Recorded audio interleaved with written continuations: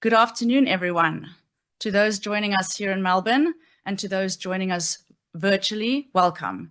Before we begin, I would like to acknowledge the Wurundjeri people of the Kulin Nation, the traditional custodians of the land on which we are gathered today. We pay our respects to their elders, ancestors past, present, and emerging.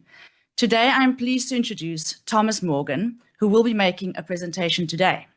Thomas Morgan is the Chief Research Officer at the Institute for Economics and Peace, where his work focuses on long-term patterns in historical violence.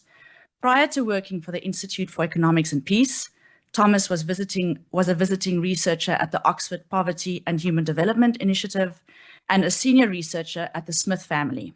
He holds a master's degree in data science from the University of Adelaide. For those unfamiliar with the Institute for Economics and Peace, it is an independent, non-profit think tank focused on the links between business, peace, and economics.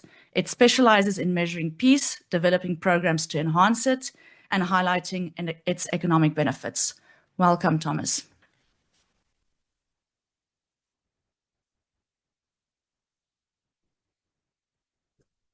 Everyone can hear me okay? It's coming through okay? Excellent. Well, thank you, Isul, for that introduction. Thank you to AVERT for the opportunity to present today. And thank you all for coming and for everyone online for being here as we talk a little bit about the Global Terrorism Index 2025. Just to give a little bit more background about the history of IEP for those who are unfamiliar with our work. It was started by an Australian philanthropist called Steve Killalay. It started in 2008 and it stemmed from his philanthropic development work. So he was funding development projects around the world with a mandate to work with the poorest of the poor. And what he was finding was that a lot of those development projects were being frustrated by conflict, violence, whether it was organized crime or violent conflict more broadly. So that was the impetus for starting the Institute for Economics and Peace and the Global Peace Index. He was in the DRC, wondering what makes some countries more peaceful than others, why are some areas more violent, and so on. So that was how the Institute initially came about. We're based in Sydney. We have offices in a number of different countries around the world, but entirety of our research team is based in Sydney at the moment. So we produce 6 major reports each year, and then we have a number of other smaller reports, and we do paid research and consulting for a number of international organizations. So we're probably most well known for the Global Peace Index, which has come out every year now since 2007. So the Global Terrorism Index initially started as a subset of the Global Peace Index. So it's one of the indicators in the GPI. It was initially based on qualitative expert assessment. And then we brought on some specialist terrorism researchers who point us towards some more involved quite comprehensive data sets on terrorism, and that was the impetus for creating the GTI. So it was first released in 2012, so this is the 12th edition, 12th release of the GTI. So I'll start by talking a little bit about the methodology of the index, what it is and why we put it together. So there's a lot of, usually when you have conversations around terrorism, there's a lot of focus on the definition of terrorism, what counts as terrorism, what doesn't. So we're using and also in those kind of discussions, there tends to be competing definitions, but there's a lot of overlap. And we think the definition that we use is essentially sits in the middle of those overlapping definitions of terrorism with a few caveats. So terrorism, as we define it, is the systematic threat or use of violence. It has to be by non-state actors, whether for or in opposition to established authority.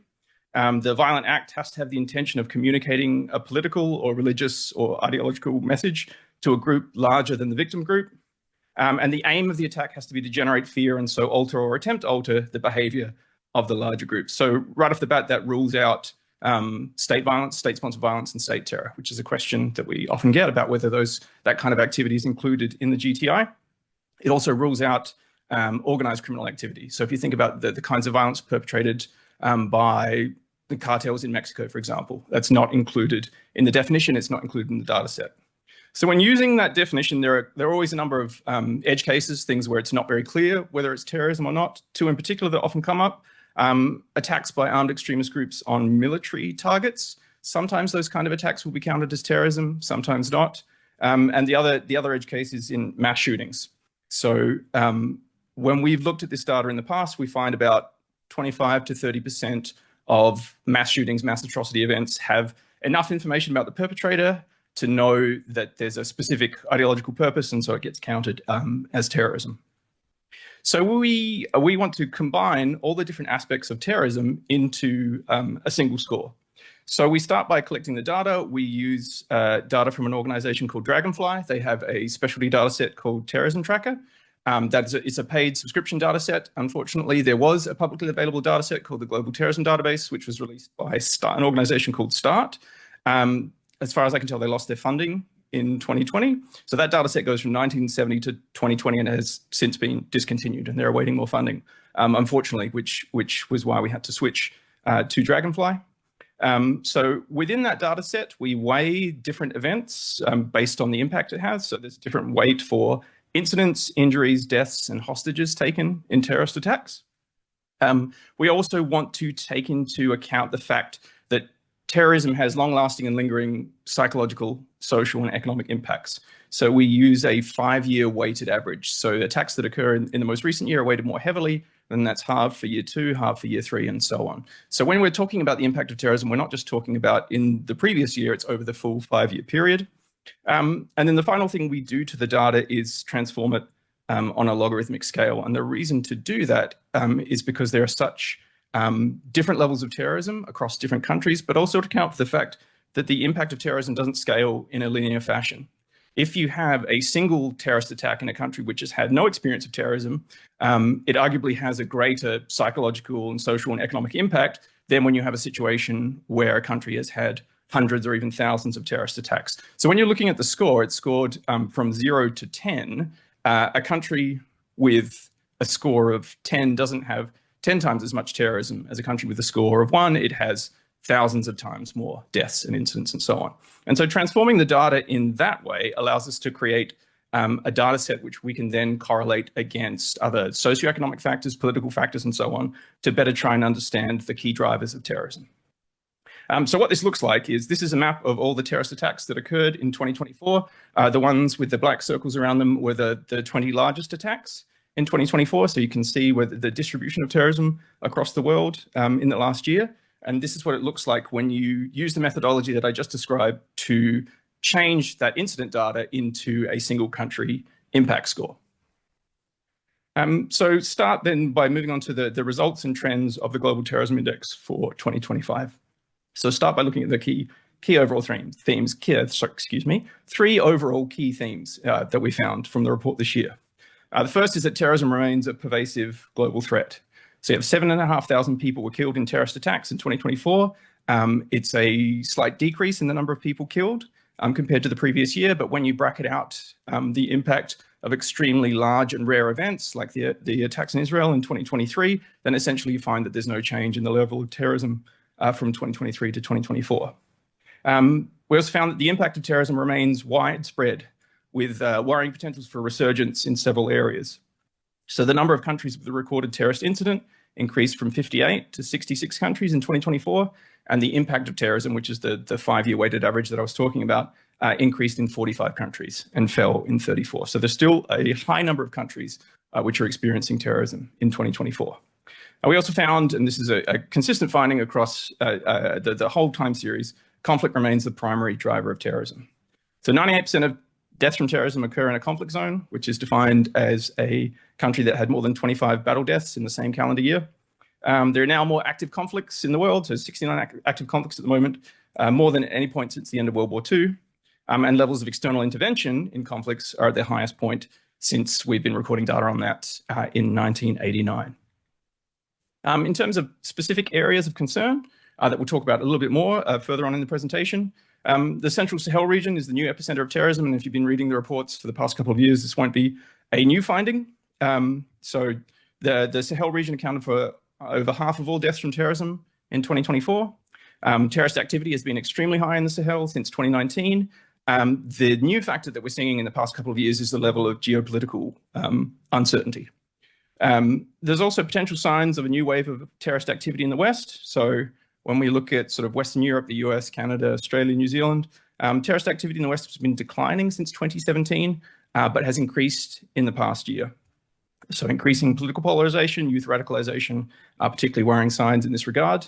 And the final point that we'll talk about more a little bit later is the possible resurgence of IS affiliates in a number of different areas. So we're seeing increasing attacks by IS in Syria, in Central Asia, and in the West as well.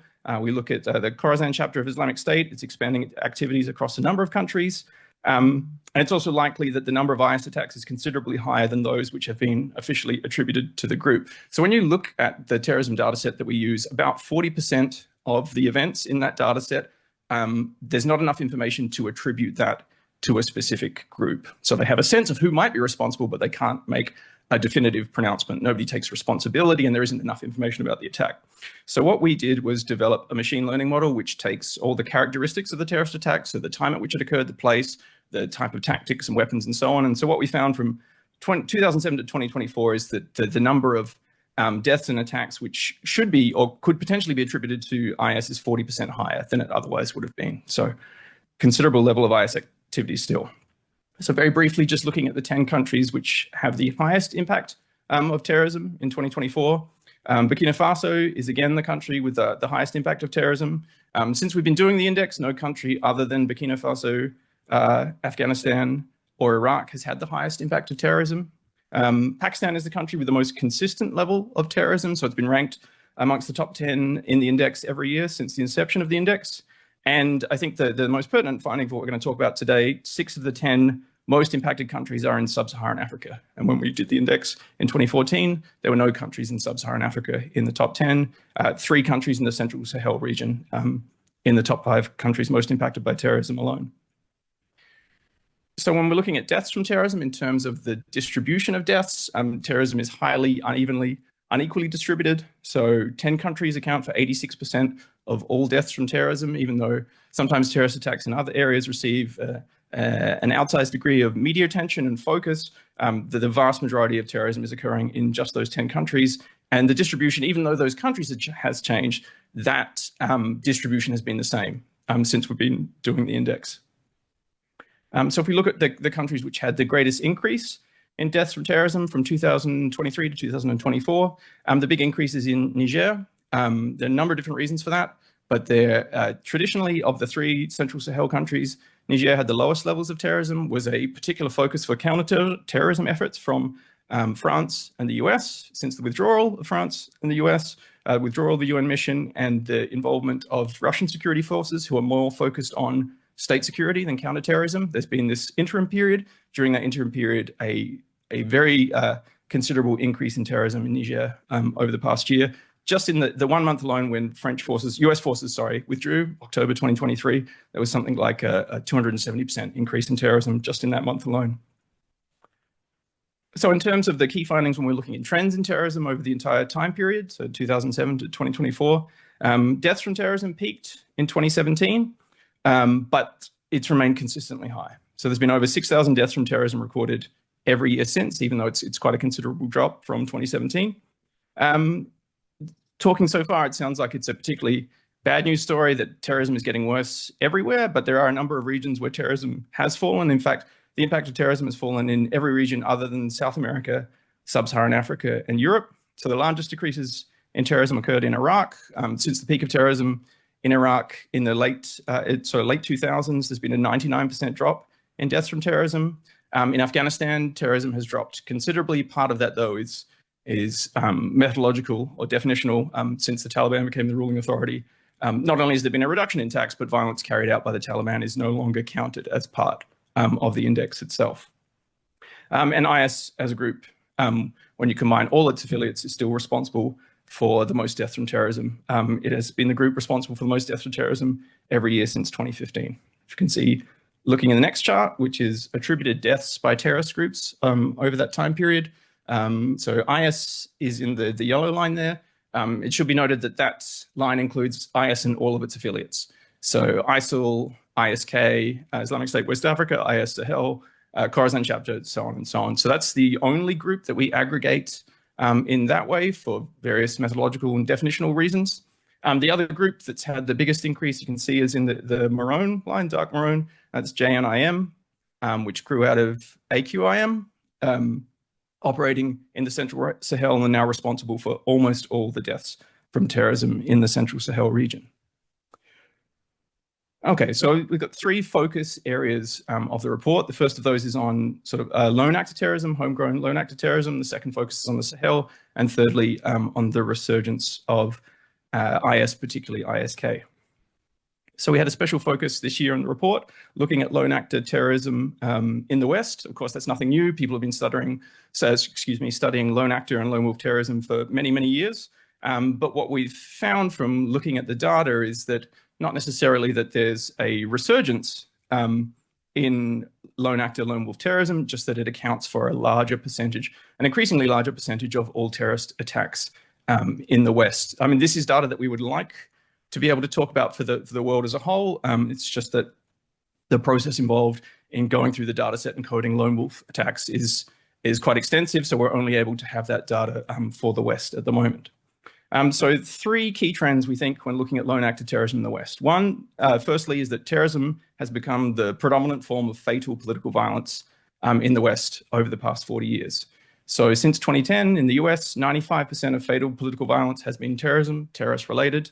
And of 50 countries with the highest impact of terrorism, 7 are in the West, which is quite unusual when you look at other types of violence. If you're looking at homicide, violent crime, deaths from conflict, and so on, very unusual to see countries in the West have that relatively high level compared to other countries. Second key finding with regards to lone actor terrorism, terrorism in the West is increasingly carried out by individuals with no or little affiliation to a terrorist group, no formal affiliation at least.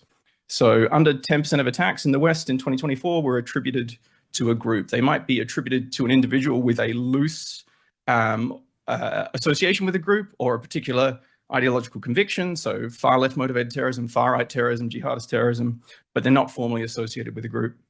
And then the third key finding with regards to lone actor terrorism is that almost all fatal terrorist attacks in the West now are carried out by lone actors. Which is particularly concerning because lone actor plots are more likely to occur. So it's now the predominant form of terrorism compared to group-based terrorism. And they're also more likely to succeed. So when you look at the data around successful and foiled terrorist plots, terrorist attacks carried out by lone actors have a much higher success rate of reaching completion. Lone actors are getting younger and becoming radicalized faster. We'll talk about that in more detail a little bit later. So as a result of exposure to extremist material, social isolation, I'm sure everyone in this room has far more expertise than me in this particular area. The average speed of radicalization has fallen from 16 months in 2002 to 10 months in 2015. Look at more recent data, not every case, but in some cases, you're talking about radicalization in a matter of a few months or even weeks. So this is the chart I was talking about political violence in the United States. So this is a data set that goes back to 1780, very extensive data set which groups political violence into 5-year clusters. This was a data set created by a researcher called Peter Turchin, who's interested in long-term historical patterns in violence. He has a theory around spikes in political violence in the US occurring every 50 years, which you can see on the chart there.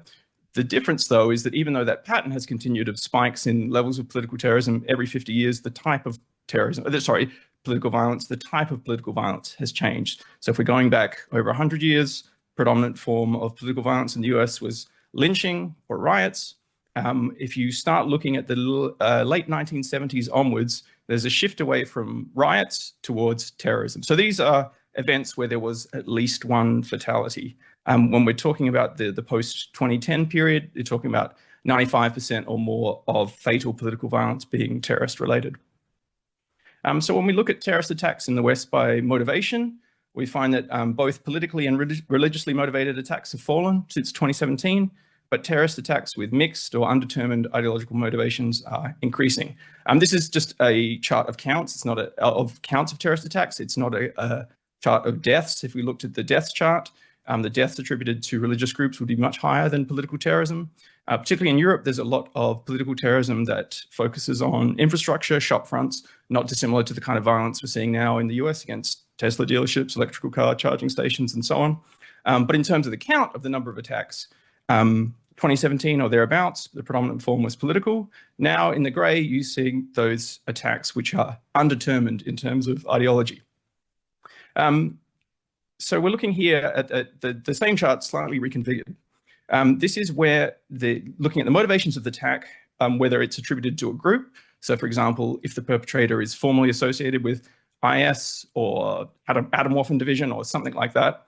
In light blue is those which are coded as having an ideology. So this is an individual where the motivation is just listed as far-right extremism, far-left extremism, jihadist extremism, without being associated with a specific group. And then those colored in gray are those where there's unknown ideological motivations, which is not to say that there's no ideological motivation at all, because then it wouldn't count as terrorism. It's where there's a mix of different contrasting opinions, a little bit of anti-government, maybe anti-imperial, anti-colonial sentiment, also mixed with far-right sentiment and so on. So you're seeing a real kind of mix of different ideologies there. And so the percentage of attacks with that unknown ideology have been growing, particularly across the past year. And so this is the same data set, but slightly reconfigured, looking at fatal lone wolf terrorist attacks in the West over the past decade. So those in the gray are those which are known to be carried out by a group, which doesn't mean that they're formally affiliated with the group, just that there were 2 or more people involved in the plot. And the maroon bar is looking at lone wolf attacks.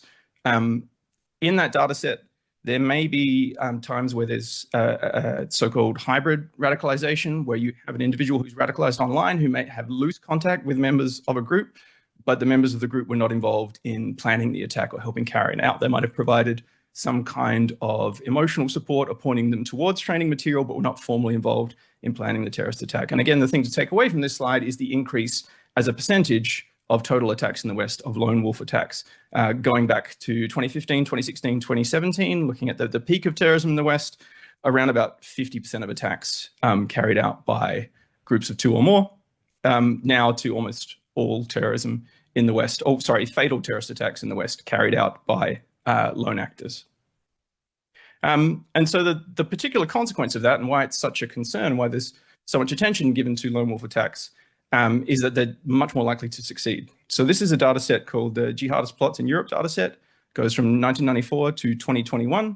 On the left, looking at single actor terrorist attacks, and on the right, groups of 2 or more.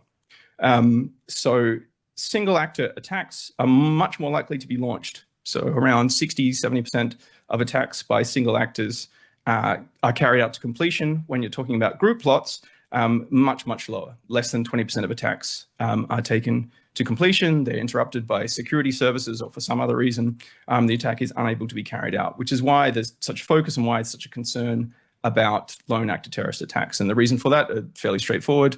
Group-based attacks, it's communication between individuals, easy to break up, easier to monitor, and so on. So that's why we're having such a particular concern, particular focus on lone wolf terrorism.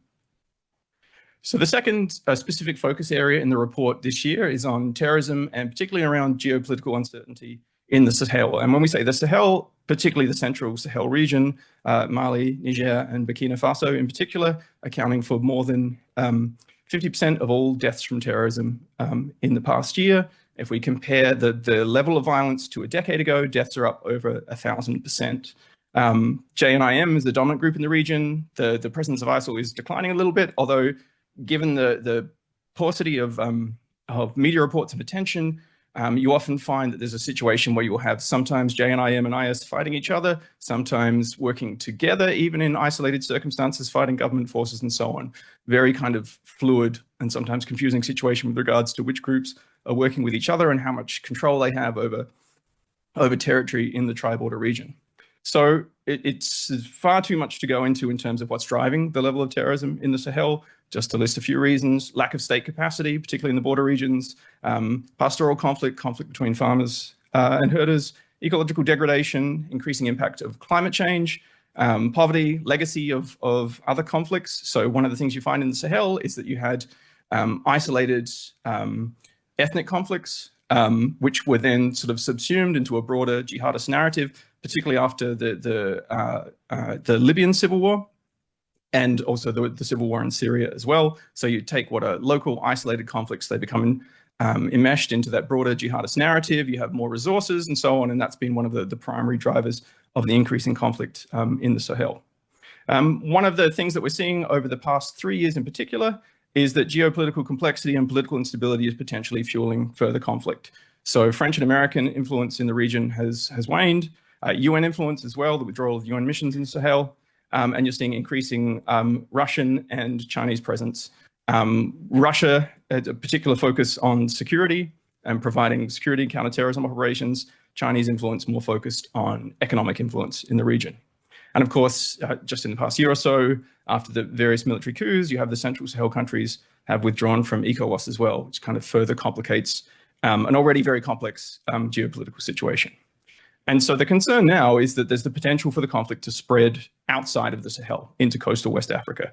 So even though the levels of terrorism and conflict are much lower in those countries, we're starting to see it slowly increase. So in the last year, 52 people were killed in terrorist attacks in Togo, which is a record high. There are also attacks that have been recorded in Benin and Ghana. Some indication that, again, what are localized ethnic conflicts, particularly in northern Togo and northern Ghana, potentially, again, being subsumed into that broader jihadist narrative, JNIM making outreaches to conflicting groups in the region. So this is just a chart of the trends, which shows you the scale of the increase in the Sahel. So if you're looking back around 2010, 2011, essentially no deaths or hardly any deaths from terrorism in the Sahel. As terrorism declined elsewhere, it fell in Iraq, Syria, not on that chart, but a similar kind of story. There's been a massive, massive increase in terrorism in the Sahel. The dark maroon bar at the top, just for perspective, is the level of terrorism, the number of deaths from terrorism in the West. So the scale of the problem is considerably bigger. This is a map just showing where the deaths are occurring in the Sahel. So it's all almost all concentrated in the tri-border region, Mali, Burkina Faso, and Niger. The bright red spot in Niger is as a result of what I was talking about before, the withdrawal of US forces, increasing Russian influence, and an increase in terrorism. In that uncertain changeover period, you have Russian security forces more focused on state security, less experience operating in the Sahel, less experience in counterterrorism operations. There have been a number of incidences where Russian forces have lost in open battles in conflict with JNIM. So again, potentially exacerbating factor there. So the thing that we looked at, we wanted to try and quantify, was the exact scale of geopolitical tensions. Obviously, France has a long and complicated colonial history in the Central Sahel. This is a data set called the Integrated Conflict Early Warning System, which looks at geopolitical relations between countries, codes all the different events based on whether there's an agreement or a disagreement, whether there's a formal declaration of war, and so on. And so those events can be classified as positive or negative, and this is a rolling one-year average of this data. So to try and put this chart into a little bit of perspective, basically when you're looking at relationships between countries, you would expect a constant low level of negative political sentiment. That's just the reality of relations between countries. So you see there for the time series, so from 1995 to around 2017, negative sentiment from countries in the Sahel towards France, hovering at about 25% of geopolitical events in the region, which is about average, what you would expect to see between any two countries with relations. What we've seen since 2017 is a considerable increase in the level of negative sentiment geopolitical events between France and countries in the Sahel. So up to over 50% in 2023. When you start reaching that levels of negative sentiment, that's when you start to see ruptures in relations between countries. When it gets up around 75% between neighboring countries, that's when you start to see open conflict. A good example of that would be if you took the same chart and you charted sentiment between Israel and Palestine. Even before the attacks in October 2023, you start to see a very significant surge in negative sentiment between the two countries, up to around, I think at last count, like 85%, 90% negative. So while there's been that waning French influence and fall of approval of France, there's been a sort of countervailing narrative around increasing positive sentiment towards Russia. So this is countries across the Sahel, the chart.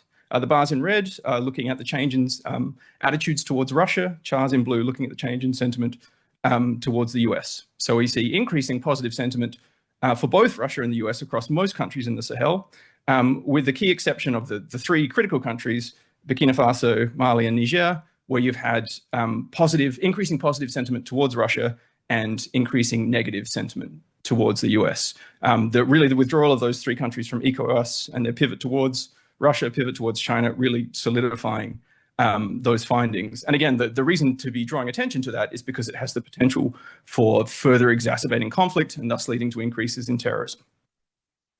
So the final area that we're going to look at very briefly is just around Islamic State and its affiliates, particularly its potential resurgence across the past 2 years. So as mentioned before, if counted as a single organization, IS is still responsible for more deaths than any other terrorist group. So 1,805 people killed in terrorist attacks attributed to IS in the past year. As mentioned before, with the model that we put together, likely much higher because of unattributed deaths. So real number there, probably 40%, 50% higher than that. IS remains active in many different regions and countries across the world. So in 2024, it conducted attacks in 24 different countries, one more than in 2023. There were plots foiled, I think, in 7 other countries where it didn't carry out a specific attack. So Syria recorded the most IS-related fatalities, perhaps surprisingly also in the DRC, the second highest number of ISIL-affiliated fatalities. And then it's not in this data set, not in this analysis, but just, I think, 2 weeks ago, there was a particularly horrific terrorist attack in the DRC, 65 people beheaded. That was with a group that is affiliated with IS. Syria alone accounted for 280 of the 469 attacks, which is a resurgence of IS activity in Syria after it decreased considerably around about 2016, 2017, with the waning of the Syrian civil war. Obviously, recent events in Syria, huge increase in conflict and tensions and so on, and associated increase in IS activity. When we look at the specific IS affiliates, ISK is the fastest growing IS affiliate groups. This is the Khorasan chapter of Islamic State, which was traditionally focused on operations in Afghanistan. The original remnants of ISK were associated not with IS, but with Al-Qaeda in Afghanistan. There was dissatisfaction with the Taliban. The Taliban was seen as not being hardline enough because they were willing to negotiate with NATO. Those elements from Al-Qaeda in Afghanistan went and fought in the Syrian civil war and then went back into Afghanistan and formed the Islamic State Khorasan chapter. So the interesting thing about ISK over the past couple of years is that traditionally focused in Afghanistan, the border region with Pakistan, but has been responsible for a number of different terrorist attacks, most notably in Iran and in Russia, 2 of the deadliest terrorist attacks in 2024, also been active elsewhere in Central Asia. So this is a map that shows where the different IS affiliates were active in 2024. So predominantly in the Middle East and North Africa, but also Sub-Saharan Africa, as far south as Mozambique, but also now increasingly in Central Asia and in Russia as well. This gives you a sense of the way that IS activity has shifted from region to region. So for the period sort of 2007 to 2016, the vast majority of attacks by IS were occurring in Iraq. Then, of course, with the Syrian civil war, there was an increase there. But since then, the majority of attacks and majority of deaths from terrorism by IS are taking place in other countries outside of Syria and Iraq. Although, of course, in the past 2 years, as you can see there, there's a particularly worrying resurgence of IS activity in Syria. And just to give a very quick sense of the scope of activities that ISK undertakes, this is a chart of propaganda pieces by language. So not only are we seeing an increase in activity by ISK in terms of the number of deaths, number of attacks, also seeing increasing influence, increasingly involved in radicalization, both in the Central Asia region, but also globally as well. ISK material has been sort of the focus of a lot of attention because of their use of AI tools. The extent to which that's effective is a question to get into later. But the thing to note is the increase in the total number of propaganda pieces and the increase in the scope of what they're doing in terms of the different languages which they produce material in. So producing it in 9 different languages they were able to find for the data up to 2024. So that's the end of the presentation on the GTI. I appreciate that, one, there's a lot of expertise in the room and online. This is a very macro level presentation in terms of overall terrorism trends. So I'd be very interested to hear, to draw on your expertise in terms of what's happening with radicalization, counter-radicalization, and so on. Also appreciate that there's a lot of material there in terms of just the sheer volume of charts and data to throw at people in a single presentation. So if there's anything there that you feel wasn't adequately explained or you'd like to have a bit more detail about the methodology or the data sources, please feel free to ask. Thank you.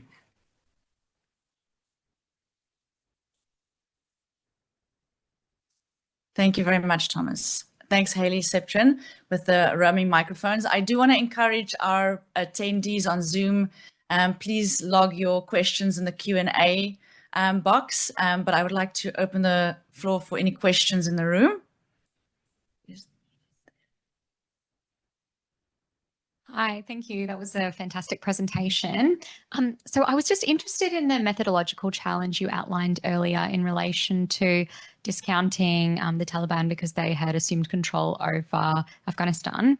I was wondering if you could expand on that a little bit more. And tangentially, I was also wondering if the same applied to Hamas. Yeah, that's a very good question, and this most often comes up in the context of Hamas and Hezbollah as well. So we're a little bit captive to what the data says. So we're relying on the expertise of Dragonfly and their analysts, their coders, with regards to what gets counted as terrorism or not. Having said that, I think we would happily agree in that case that the Taliban is the governing authority in Afghanistan.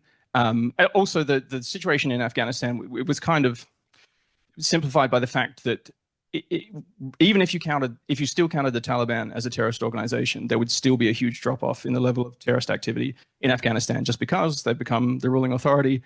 Most of the attacks carried out by the Taliban now is in conflict with ISK in Afghanistan. So I think in that case, even though the Taliban isn't necessarily recognized by very many governments or organizations around the world, it's fairly straightforward in terms of them being the governing authority in Afghanistan. Now, with Hezbollah and with Hamas, yes, very good question. Because Hamas does not have control over the entire sort of Palestinian state or the territories, that's essentially the dividing line there. It's not necessarily that it's contested authority, it's just that there are multiple ruling bodies in that sense. But again, yes, it comes down to somebody making a decision there. I think, again, that one is relatively straightforward not straightforward, clear enough that we're happy to go with that definition that Hamas is not the governing authority and activity undertaken by Hamas counts as terrorist activity. I should also be clear too, that when you're looking at the data in the GTI and terrorism tracker, there's a distinction between terrorism as a tactic and terrorist groups. So the vast majority of organizations that you see with incidents recorded in Terrorism Tracker, whether they're formally classified as terrorist groups by governments or not, it's usually it's a tactic within conflict. So for example, with JNIM in the Sahel, about 25% of the deaths that are attributed to them would be counted as terrorism. So there's a lot of activity that armed violent extremist groups undertaken, which won't necessarily be classified as terrorism. So not everything that Hamas does is going to be counted. But I think, broadly speaking, if you're thinking about the attacks in October 2023, very clearly meets the definition of a terrorist incident. But yes, it comes up all the time. It's again one of those edge cases. Thank you. That was a terrific presentation. I think IEP always gives us a really good grounding and overview every year in terms of what's going on and with macro trends. So it's really useful. Thank you.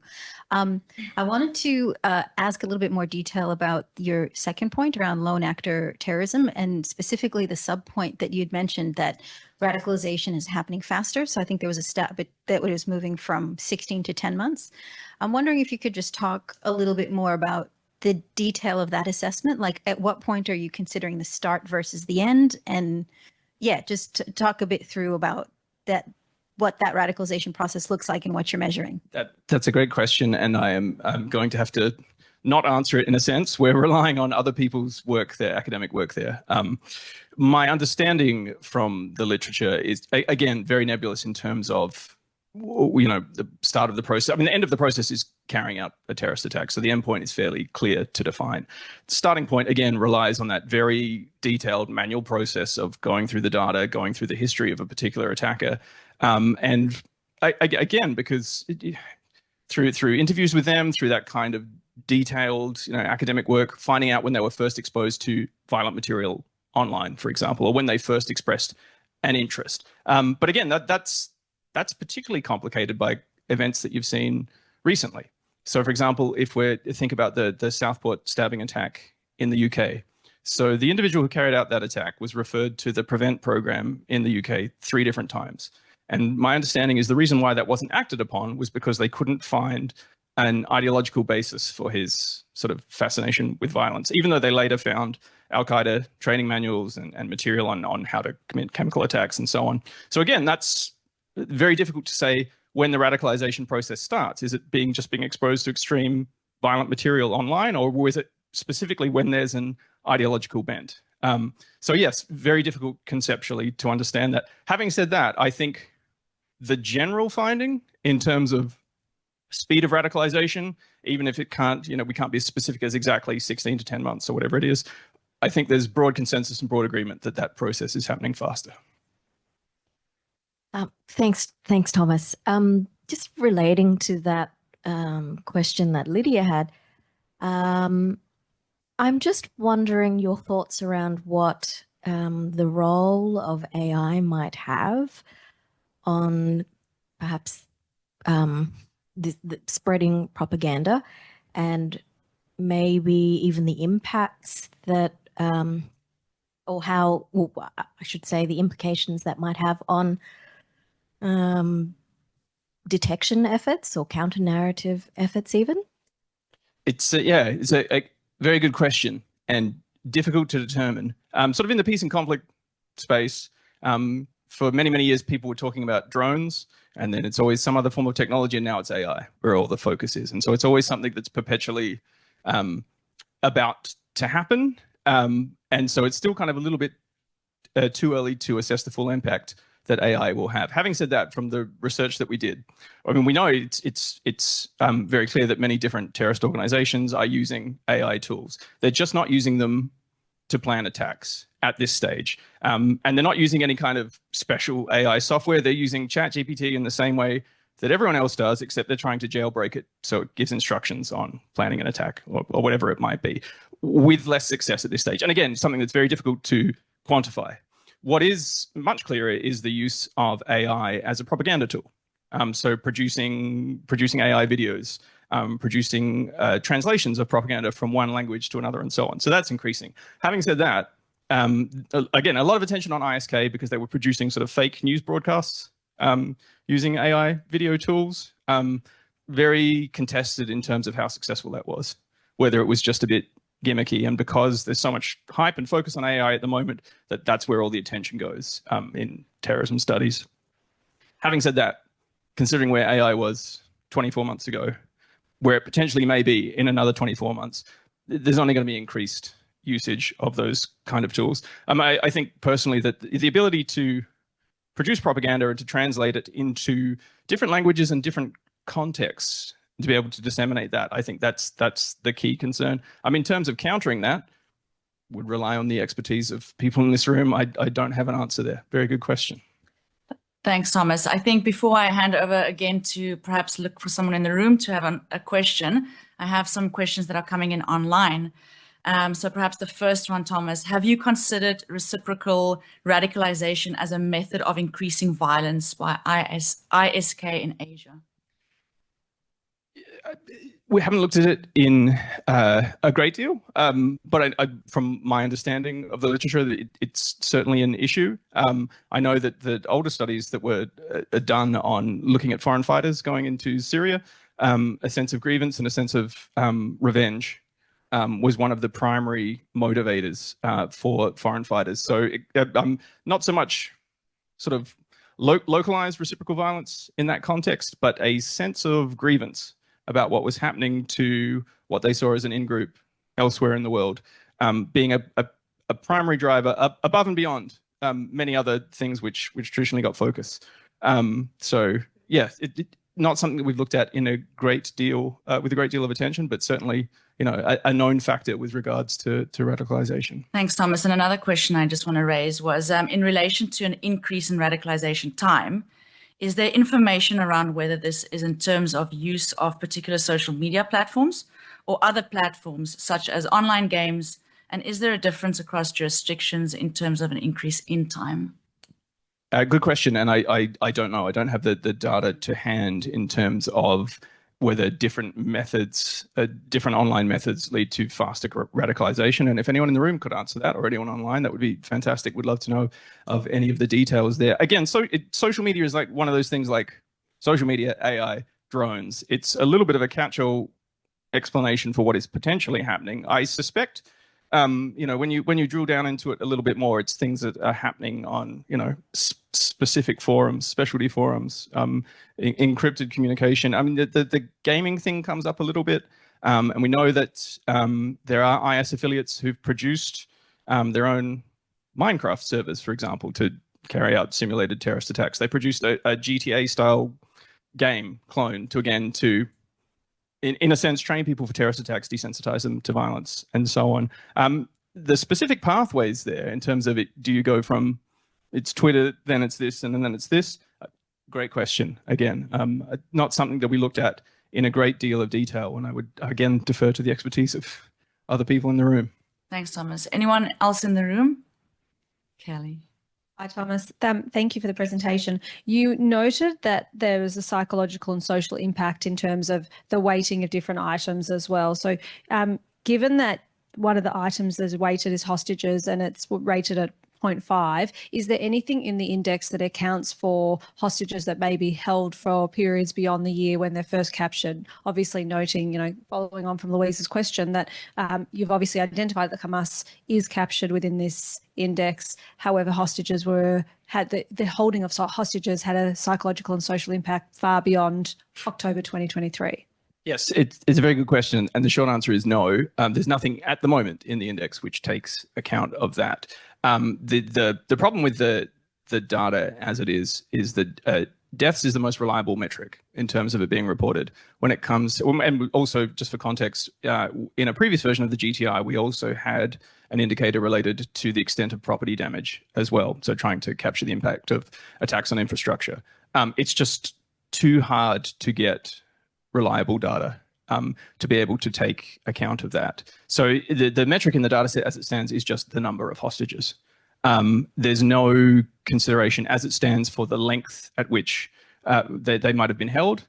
And in terms of improving the index and the way it tries to capture the impact, I think there's probably also some work that could be done around assessing individual events on the number of deaths that occur as well, the impact of one event where 100 people are killed versus the impact of 100 events where one person is killed, to simplify it greatly.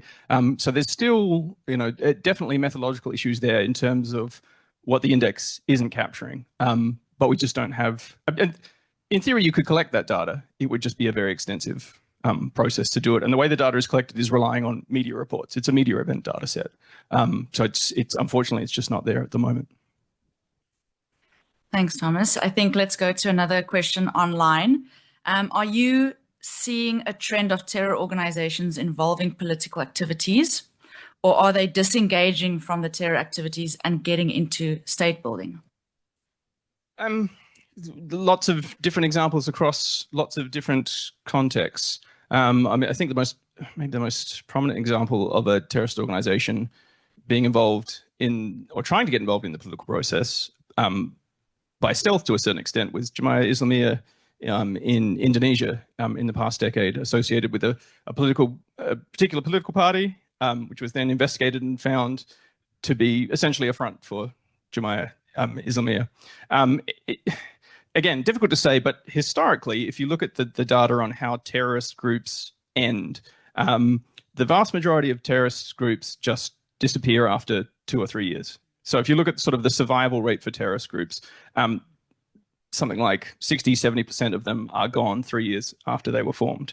The vast majority of terrorist groups are just defeated in conflict. And then the remaining 10 to 20% become involved in the political process, become a legitimate political party, a legitimate governing authority. To the best of my knowledge, that hasn't changed in terms of the trends there. But again, this is complicated by the fact that so much of terrorism now is loosely ideologically affiliated, not associated with a particular group. Perhaps that's what you might see in the Sahel eventually.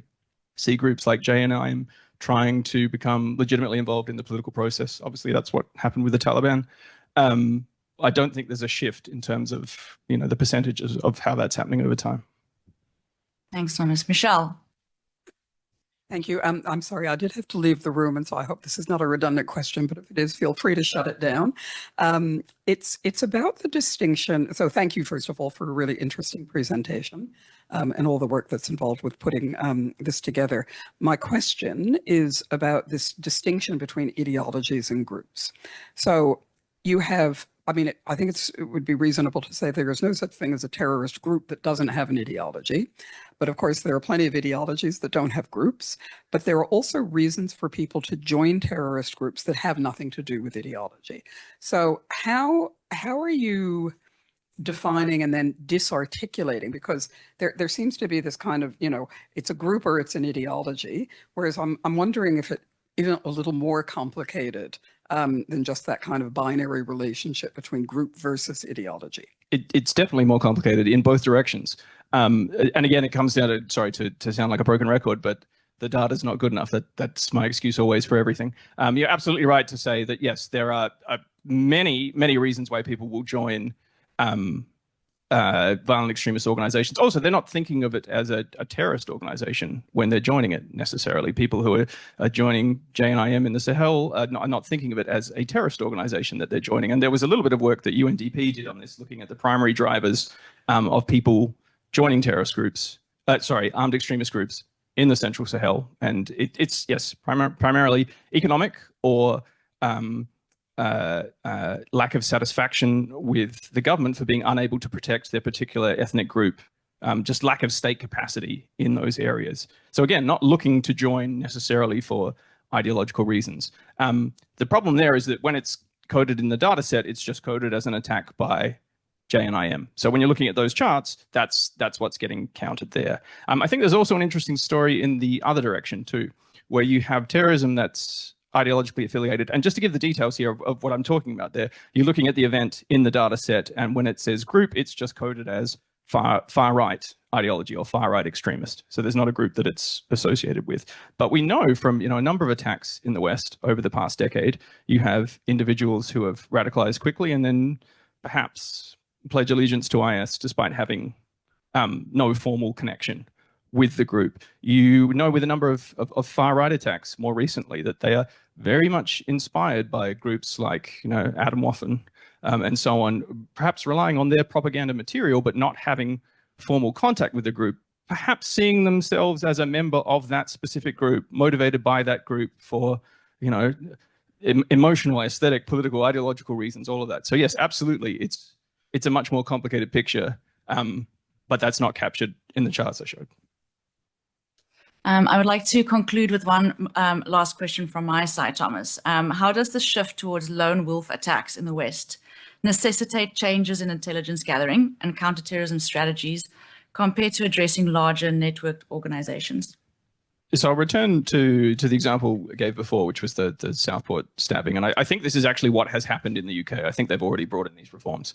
It's the fact that the individual was not referred to the PREVENT program because they weren't seen to have an ideological association, even though they were later on found to have one. So I think that the thing that needs to change, and is changing, is an understanding of those blurred boundaries, that somebody may start with no ideological motivation, or they're being inspired by vague anti-colonial, anti-corporate sentiment that then gets attached to or subsumed into other ideologies. So a recognition that situation is very fluid, and also that process can happen very quickly. Now, of course, there are resource constraints here. You have hundreds, thousands of people under observation. It's going to be very difficult for intelligence services. And just to circle it back to IEP's broader mission, and our focus on positive peace, on the things that create and sustain peaceful societies, it can't ultimately be a counterterrorism question. It's a social and political question more broadly. So whatever resources you throw at it, whatever tools you use, increased use of AI, more surveillance, breaking encrypted platforms and so on, is only going to stop it until the next thing happens. So there's a big increase in vehicle attacks, for example. In Europe, 2016, 2017, you put up bollards everywhere. It stops the attacks temporarily. If the underlying social and political and economic causes of terrorism remain unaddressed, the same problem will pop up in a different form elsewhere, almost inevitably. So, Thanks, Thomas. And with that, I would like to conclude today's webinar. Just to let everyone know that the recording of today's presentation will be made available on AVERT's website.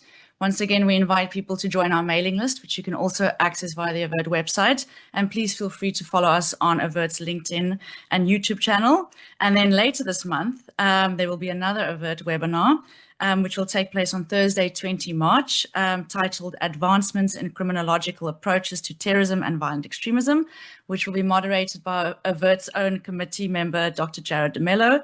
The webinar should be announced on the AVERT website soon. Thank you again for Thomas for the presentation, and thank you for everyone for attending.